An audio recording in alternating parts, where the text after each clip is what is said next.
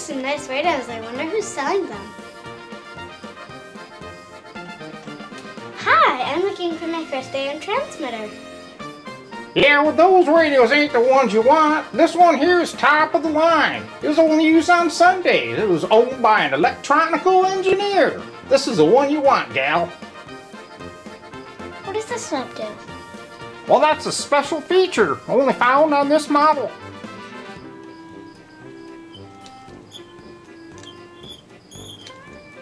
There's no wires on this pot. Well, that's because it's wireless. It sounds like a cricket.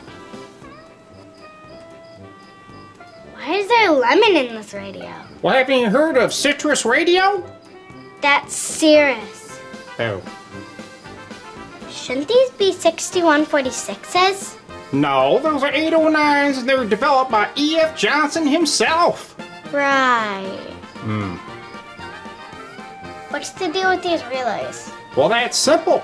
This was the Amateur Radio Relay League's base. What about this? What do you mean?